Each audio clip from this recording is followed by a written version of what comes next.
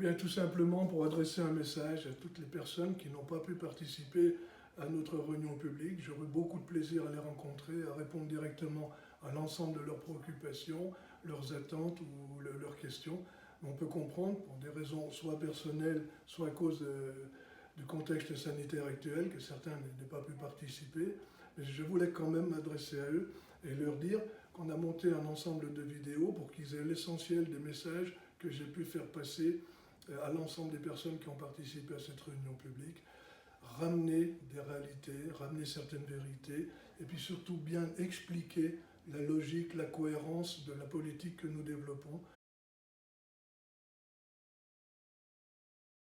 À côté de l'école, à côté du centre de loisirs associé à l'école et d'un nouveau préau qui a été construit, on a réservé un emplacement pour là accueillir le restaurant scolaire de plein pied qui donne directement sur la cour en complément des autres équipements pour faire vraiment ce que je qualifie maintenant d'une vraie cité scolaire. Il y a toute une logique, toute une cohérence, on y travaille depuis 2015, toutes les études vont dans ce sens et on arrive à un projet abouti, cohérent et qui répondra vraiment à l'ensemble des besoins et des attentes. Alors, chaque chose en son temps, on ne pouvait pas tout faire en même temps, pour des raisons financières d'une part, mais également, ça aurait été un tel chantier que ça aurait été invivable, et il faut imaginer que tous ces travaux se font en site occupé, avec plusieurs centaines d'élèves, donc on ne pouvait pas tout faire en même temps. On a un chantier en cours, on va étudier le restaurant scolaire, les accès sont déjà prévus dans le plan masse, tout est anticipé, et donc on lancera l'étude, on réalisera dans un second temps ce restaurant scolaire pour pouvoir quitter les lieux et laisser le collège seul dans ses propres locaux. Et on aura rassemblé nos élèves sur un site avec un grand espace central, accueillant, mutualisé et très, très fonctionnel.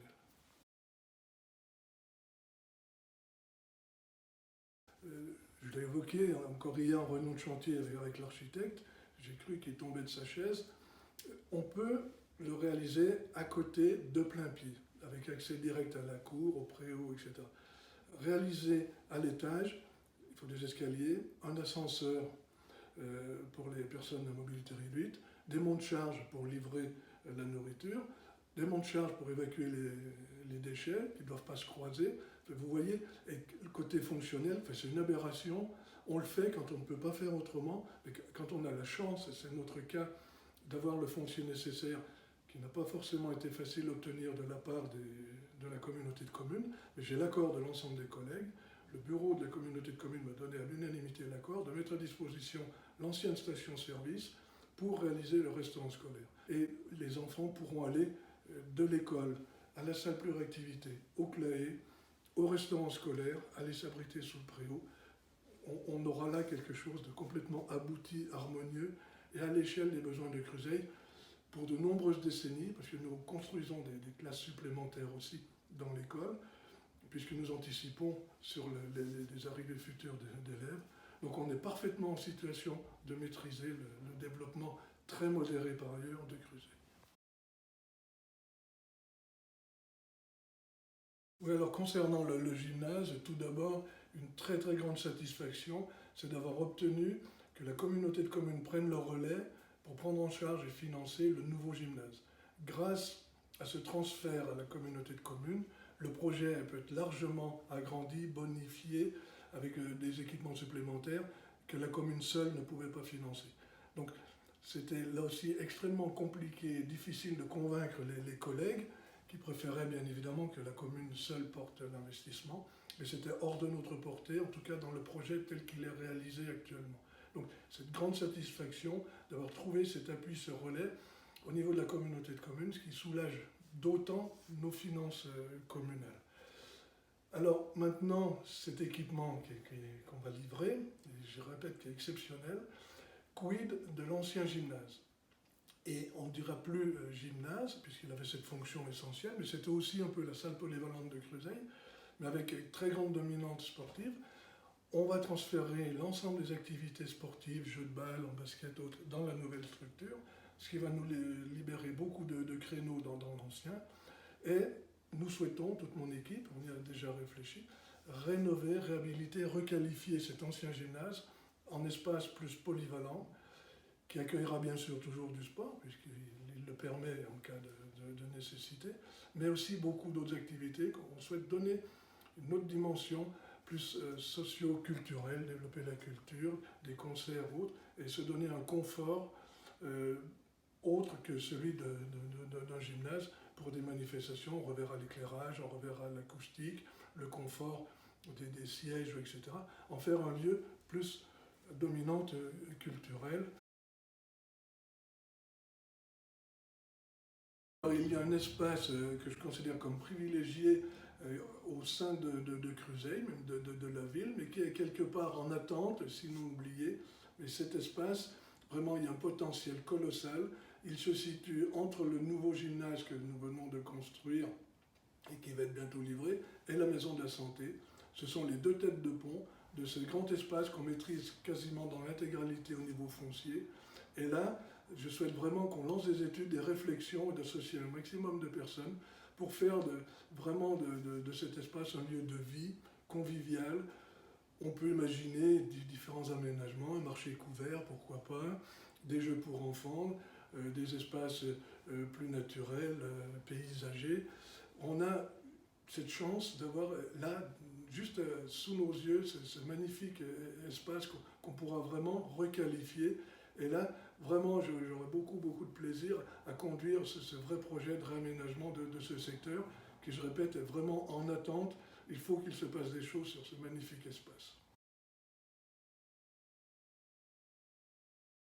Alors, ils sont nombreux, parce qu'il s'agit là d'une de nos principales préoccupations. C'est ce qui nous est principalement remonté lors de cette campagne électorale.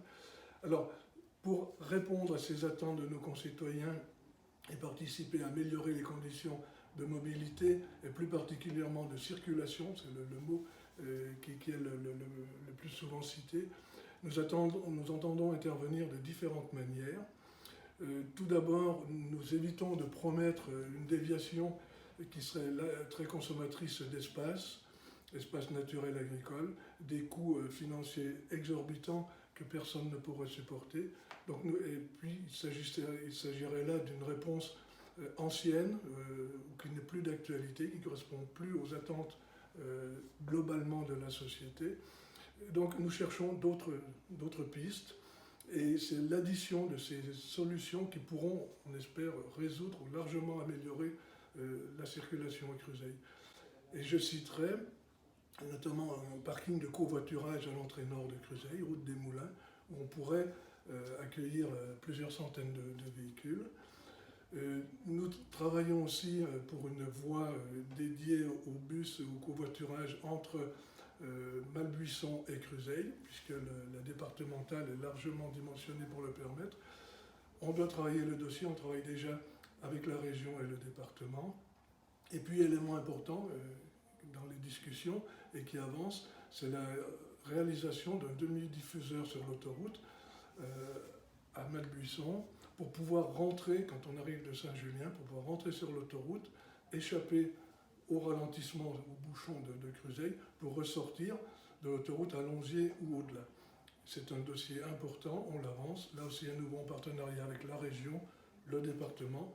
Nous avons les accords de leur participation financière et on travaille avec ADELAC. L'étude de faisabilité est largement élaborée. On souhaite passer à la phase de réalisation. L'idée, c'est de mettre un maximum de véhicules sur l'autoroute qui constitue la déviation de Cruseilles. Elle est là, autant l'utiliser et ne pas en parallèle refaire l'équivalent qui serait, et je l'ai dit, extrêmement difficile à réaliser.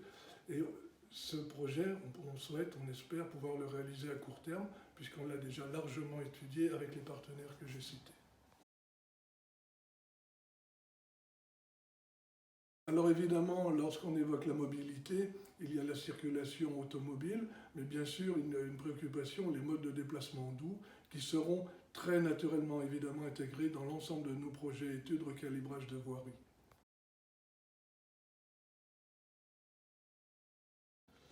Oui, alors ce site des Dronnières, site absolument emblématique, remarquable, qui valorise l'image de Cruseilles et qui fait beaucoup d'envieux, bien au-delà de notre territoire. Eh bien, il a maintenant 50 ans et il a bien vécu, il a donné satisfaction, mais il mériterait qu'on regarde à nouveau ou qu'on lance une large réflexion, mais sur l'ensemble du site, ce sont des dizaines et des dizaines d'hectares, et qu'on en définisse vraiment l'avenir à long terme. J'entends souvent, il faudrait réinstaller un camping, du caravaning, différents éléments. Des propositions, elles affluent, et plein de bonnes idées, mais ce que je souhaiterais, c'est que tout cela, ce soit bien dans une vision large, cohérente, et pourquoi pas réalisée par tranche, mais vraiment ne pas risquer de massacrer le site par des équipements qui auraient été implantés un peu au hasard. Donc, je souhaiterais qu'on ait une vraie réflexion de se projeter à très long terme. En attendant, une première réflexion que je souhaiterais conduire à plus court terme et qui concerne la partie, le bord du lac, la partie que je qualifierais de plus noble, en tout cas celle à laquelle on arrive en premier, c'est entre l'Ancoly et le nouveau clubhouse de tennis. C'est vraiment la rive qu'on voit en permanence et où on est complètement contraint entre la route, une glissière de sécurité et tout de suite l'eau du lac. Je voudrais essayer d'aérer, d'agrandir cet espace pour dévier la route départementale. Et on a déjà des études de faisabilité. Et puis aussi toute la zone où le trop-plein du lac se déverse. On vient d'acquérir des terrains, ceux qui connaissent, où il y avait anciennement des chevaux. On maîtrise maintenant ce foncier. Toute cette zone pourrait être requalifiée dans un premier temps, et jusqu'à l'Ancoly, reprendre le bord du lac, la digue, et paysager, aménager tout cet espace, et celui-là, sans obérer le développement futur global de l'ensemble du site. Voilà deux niveaux du court moyen terme, et puis une projection d'avenir plus lointaine sur l'ensemble du site.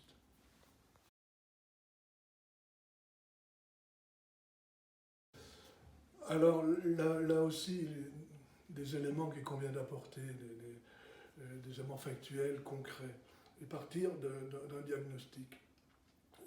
Ce clubhouse de tennis a été construit là à une autre époque, trop près de la route, et puis la qualité du bâtiment, je qualifie ça d'une paillote, c'était agrandi, un peu bricolé, mais en même temps il a donné satisfaction, largement amorti. Que faire de cet édifice?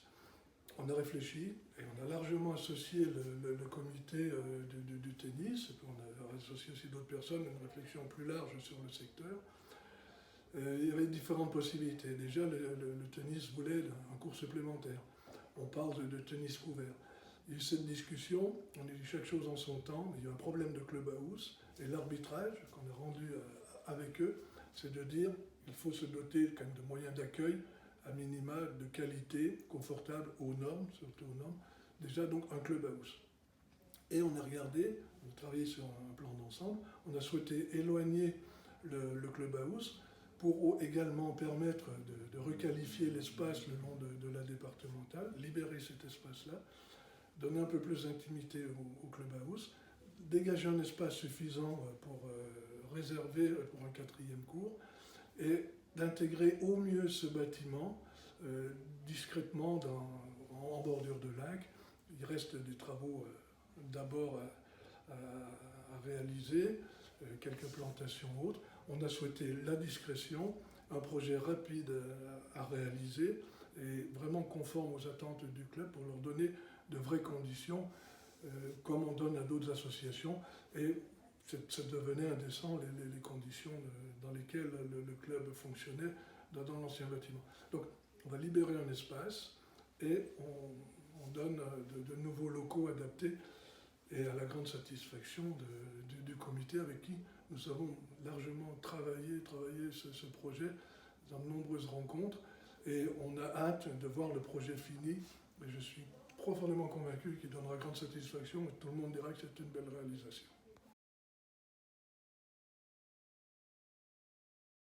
Alors, Cruseille est dynamique, Cruseille se développe, et quelque part nous en sommes très satisfaits, mais ceci peut susciter quelques interrogations ou craintes.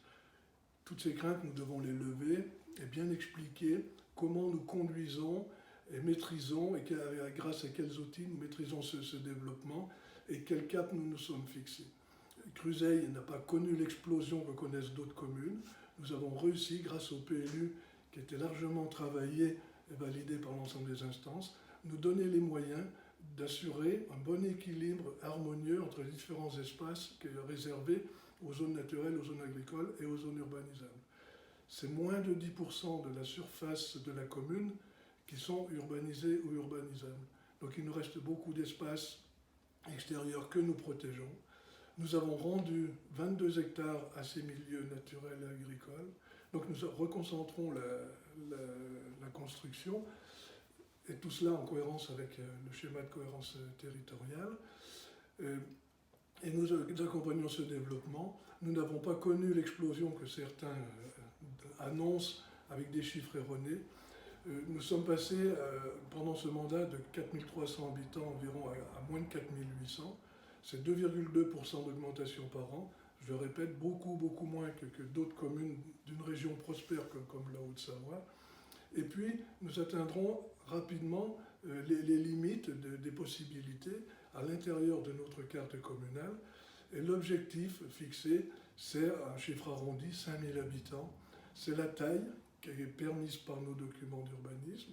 Et pourquoi 5000 habitants? On pense que c'est la taille d'équilibre pour pérenniser l'ensemble des services publics, et aussi l'ensemble, les commerces artisanats, pour qu'il y ait un lieu de vie et que Cruseilles soit bien un lieu de vie et non pas une cité dortoir.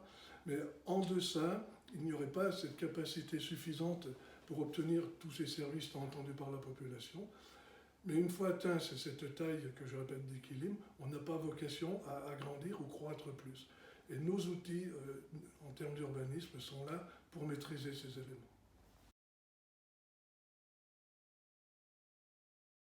Eh bien, tout d'abord, je voudrais dire à l'ensemble de la population tout le plaisir que j'ai eu à présider aux destinées de Cruseilles durant ce mandat.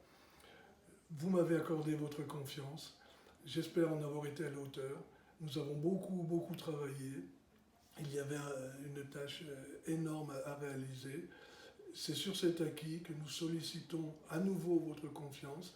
Je souhaite vivement qu'elle soit renouvelée, parce que vraiment, je m'appuie sur une équipe qui a fait ses preuves, qui a expérimenté, immédiatement opérationnelle, et largement rajeunie par des nouvelles personnes qui apportent leur nouveau regard, une jeunesse, un autre état d'esprit, donc extrêmement complémentaire, mais opérationnel, et avec vraiment l'envie de réussir, de poursuivre ce qui a été mis en œuvre, poursuivre sur cet élan qu'on a réussi à donner au cours du premier mandat.